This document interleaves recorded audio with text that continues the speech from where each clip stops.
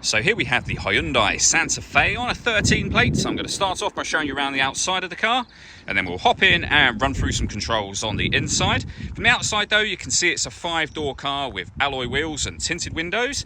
Let's start off inside the boot and then work our way around the rest of the car from there. As we approach the back of the car, you can see we have reversing sensors, plenty of boot space as well. This is with 6 seats in place, so this is a 7-seat vehicle. You can fold this seat up as well.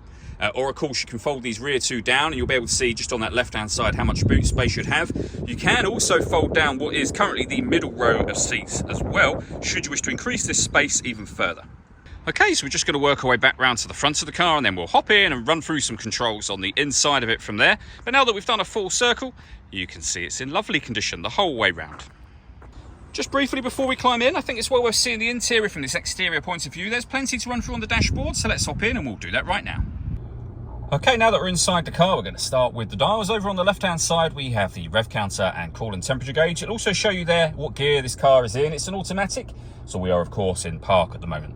Over on the right-hand side, we then have the speedometer and fuel gauge.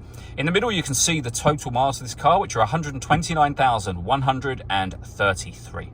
If we back out to the steering wheel, over on the left-hand side, we have stereo and phone controls, and on the right-hand side, cruise control, speed limiter, and down the bottom there, the buttons you would use to change the trip computer information displayed in that central section just there.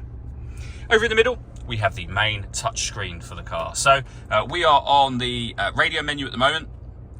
As you can see, we have AM and FM radio. If you want to listen to your own music, press the media button, and then you've got a few options with that as well. And they include Bluetooth audio. So once you pair up your phone, you'll be able to make and receive phone calls and also stream your music wirelessly as well. This car's also got satellite navigation, lovely clear color display. As you can see, it's a very easy system to use. And if I pop the car into reverse, we also have a full color reversing camera, as you can see. Working our way down from that, with the main volume for the stereo, we then have the air conditioning. So you can adjust the fan speed up and down. You can determine the driver and passenger temperatures from on here. When you're happy with those settings, that button turns your air conditioning on and it's on when that light shows. Or hit auto, the car will now maintain the temperature that you've asked for by taking control of the fan speed and direction of the air for you, and you can override that with any manual adjustment that you wish to.